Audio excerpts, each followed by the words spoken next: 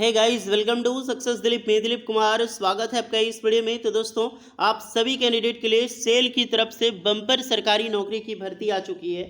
Cell Steel Authority of India Limited, वो भी भारत की सबसे बड़ी स्टील प्लांट से वैकेंसी निकाली गई है। बोकारो स्टील प्लांट भारत की नहीं, एशिया की सबसे बड़ी स्टील प्लांट है बोकारो स्टील प्लांट। यहाँ से बेहतरीन और परमानेंट सरकारी नौकरी के लिए ज़बरदस्त वैकेंसीज आ चुकी है, जो कि ऑल इंडिया के कैंडिडेट अप्लाई कर सकते हैं। That is great opportunity. यहाँ पर आईटीआई स्टूडेंट के लिए एसीटीटी की वैकेंसीज है। डिप्लोमा वालों के लिए यहाँ पर निकाली गई है ओसीटीटी की रिक्रूटमेंट है। और बीटेक एंड डिग्री वालों के लिए वेरियस पोस्ट पर रिक्रूटमेंट निकाली गई है, जो कि ऑल इंडिया के मेल फीमेल बिल्कुल फ्रेशर कैंडिडेट अप्लाई कर सकते हैं। तो चलिए डिटेल नोटिफिकेशन वाइज हम डिस्कस करते हैं कौन कौन से कैंडिडेट अप्लाई कर सकते हैं, एलिजिबिलिटी कंडीशन क्या है, किस ट्रेड एंड ब्रांच के लिए कितनी पोस्ट पर वैकेंसीज है, फॉर्म कैसे फिलअप करनी है। तो जितने भी स्टूडेंट हैं, फॉर्म फिलअप करने का प्रोसेस पता होना चाहिए, जो कि मैं वीडियोस के अंत में बताने वाला हूं। तो वीडियोस को ध्यानपूर्वक देखना ताकि सारी डिटेल्स आपको पता चल सके। आगे बढ़ने से पहले चैनल पे नए हैं तो सब्सक्राइब जरूर कर लें, बेल आइकन को प्रेस कर लें। और मैं आप सभी स्टूडेंट से, जितने भी स्टूडेंट मेरी वीडियो देख रहे हैं, एक सवाल पूछता हूँ, एक क्वेश्चन पूछता हूँ, सारे स्टूडेंट कमेंट में जवाब देना। बोकारो स्टील प्लांट जो है वो कब बना था, कमेंट करके बताओ। और किसके सहयोग से बना था, अगर आपको पता है तो बताएं, नहीं तो कब बना था ज़रूर बताएं।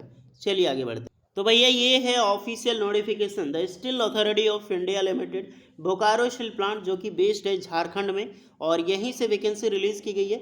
देखिए गाइस, ये एक तरह की जो नोटिफिकेशन है, मैंने वीडियो पहले बना दी थी, आपको पता है 15 मार्च 2024 को नोटिफिकेशन आ गई थी। लेकिन फॉर्म जो इसका स्टार्ट हुआ है 16 अप्रैल, यानी कि आज से फॉर्म आप फिलअप कर सकते हैं।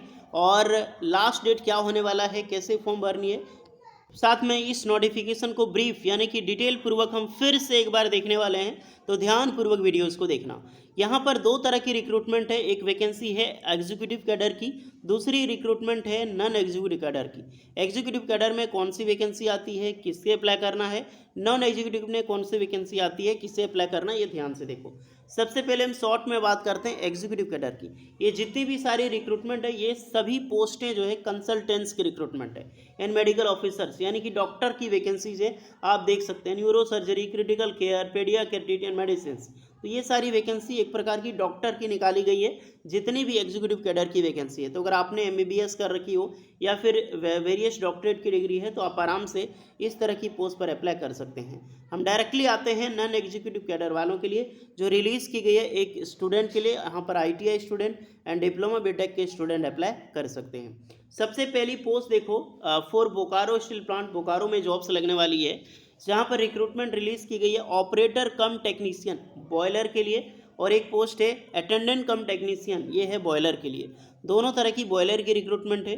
टोटल नंबर ऑफ पोस्ट है ऑपरेटर कम टेक्नीशियन बॉयलर में 8 पोस्ट पर, और अटेंडेंट कम टेक्नीशियन में टोटल 12 पोस्ट पर वैकेंसी निकाली गई है। ये आपका डायरेक्टली बोकारो स्टील प्लांट में आपकी जॉब्स लगेगी, पोस्टिंग होगी। नेक्स्ट है for Jharkhand group of mines, ये भी बोकारो स्टील प्लांट लीड करती है, बोकारो स्टील प्लांट के अंदर में ही आती है, लेकिन ये आपका आने वाला है झारखंड ग्रुप ऑफ माइंस में। माइंस की जॉब्स है, आयरन माइंस की रिक्रूटमेंट है। आयरन माइन यानी बड़े बड़े जो माइंस हैं जहाँ से लोहा निकाला जाता है, लो अयस्क बोलते हैं, यहाँ पर आपकी जॉब लगने वाली है। बट ये भी बोकारो स्टील प्लांट के अंडर में ही है, ध्यान रखना। नेक्स्ट देख सकते हैं, यहाँ पर पहली पोस्ट है माइनिंग फॉरमैन की, टोटल 3 पोस्ट पर वैकेंसी निकाली गई है। फिर आपकी है सर्वेयर की, सर्वेयर की मात्र 1 पोस्ट पे। देन है आपका operator cum technician trainee mining engineerings के लिए 5 पोस्ट है। फिर आपकी operator cum technician trainee for electrical engineerings के लिए 15 वैकेंसीज है।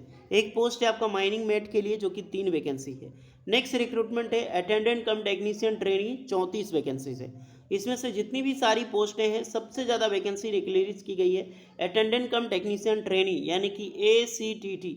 और ACTT किसके लिए होता है, एक ITI स्टूडेंट के लिए। ऊपर जो आपको माइनिंग इलेक्ट्रिकल दिखी, वो एक डिप्लोमा स्टूडेंट की वैकेंसीज है, और ACTT की रिक्रूटमेंट है एक ITI स्टूडेंट के लिए, जो सबसे ज़्यादा वैकेंसीज है। कैटेगरी वाइज पोस्ट यहाँ पर आप देख सकते हैं। चलिए थोड़ा सा क्वालिफिकेशंस पे नज़र डालते हैं। ऑपरेटर कम टेक्नीशियन जो बॉयलर की रिक्रूटमेंट रिलीज़ की गई थी, 18 से 30 साल एज लिमिट है। 10th pass plus diploma mechanical, electrical, chemical या फिर power plant and production instrumentation engineering apply कर सकते हैं। बट फर्स्ट क्लास की बॉयलर अटेंडेंट की सर्टिफिकेट होनी चाहिए। ओके। फिर है आपका अटेंडेंट कम टेक्नीशियन, जो बॉयलर की वैकेंसीज है, इसमें ITI के ट्रेड अप्लाई कर सकते हैं इन रिलेवेंट ट्रेड से, जो ऊपर बताया गया हो, यानी कि ऑलमोस्ट सारे ट्रेड एलिजिबल हैं बॉयलर के लिए।